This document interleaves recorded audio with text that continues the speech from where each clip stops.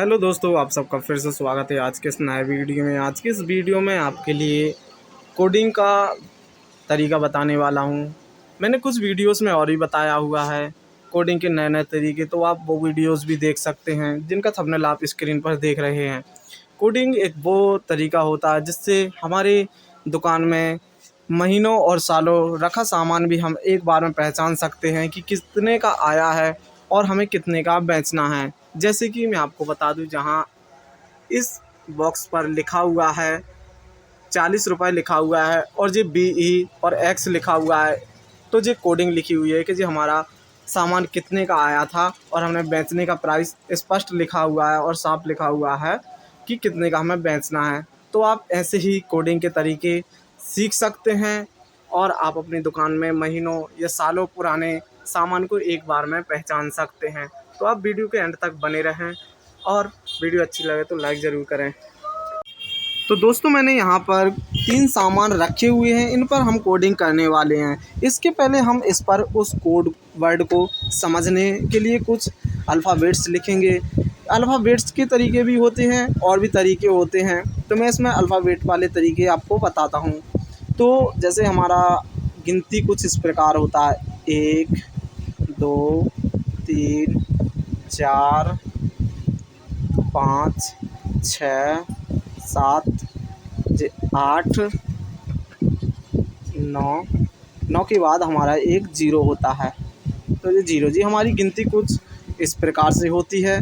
तो अब हम एक को A मानेंगे और बी मानेंगे 2 को। ऐसे ही करके हम सभी को लिख देंगे, 3 को C और 4 को D।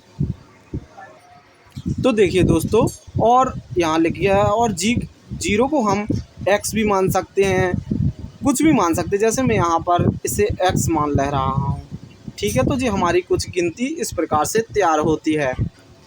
तो जी हमारा यहाँ बोर्ड रखा हुआ है, जैसे कि जी स्पीकर है जी, हम लेकर इसे 220 रुपये के लेकर आए हैं। तो 2 के सामने हमारा B है, तो इसे यहाँ B लिख देंगे तो समझ जाएंगे जो 2 लिखा हुआ है। और 220 है तो एक बार B और लिख देंगे, और जीरो को हमने X माना हुआ है तो X लिख देंगे। जैसे अभी भी समझ नहीं आया तो जी B को हमने 2 माना था तो 2 हो गया, और इसे भी 2, और जी हमारा X था इसे हमने 0 माना हुआ है।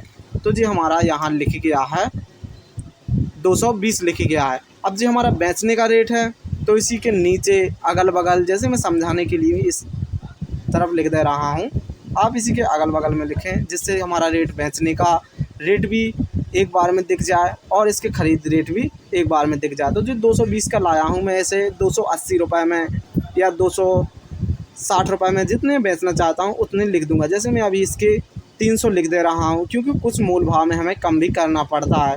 तो हम जैसे 300 बताएँगे कस्टमर को तो हम अपने आसानी से अपना रेट बेच सकते हैं। अगर कुछ मोल भाव करते हैं तो इसके ज़रिए हम पहचान सकते हैं कि जी हमारा कितने का है। तो जी हमने बगल में रख दिया है। अब इस चार्जर को करें जी, हमारा आया हुआ है 120 रुपये का जी चार्जर आया है, ठीक है। तो 120 को हम किस प्रकार से लिखेंगे? एक नंबर पे A आता है तो यहाँ पे A लिख देंगे, ठीक है, और B को 2 लिख देंगे तो B हो जाएगा जी, 2 हो गया हमारा। और जीरो को हमने X माना हुआ है तो X लिख देंगे। और जी हमारा जी 120 का आया हुआ है, लेकिन हमें जी 200 में बेचना है, तो यहाँ पर हम 200 लिख देंगे। तो कुछ इस प्रकार से हम रेट का प्राइस कोड लिखते हैं। अब जी हमारी वॉच है, जैसे जी हमारे पास वॉच 740 रुपये का आया है, जैसे जी 740 रुपये का आया है, तो 7 के नंबर पे हमारा कौन सा आ रहा है? G आ रहा है, तो यहाँ पर हम G लिख देंगे। और 4 के सामने D आता है तो D लिख देंगे हम, जी हमने D लिख दिया है।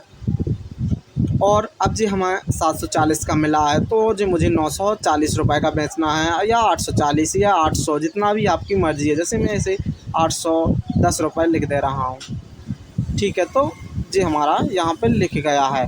कुछ इस प्रकार से कोडिंग करते हैं। कोडिंग का यही तरीका सरल होता है। और भी आपको कोडिंग के तरीके चाहिए हैं तो आप वीडियो को लाइक करें और कमेंट ज़रूर करें, तो मैं और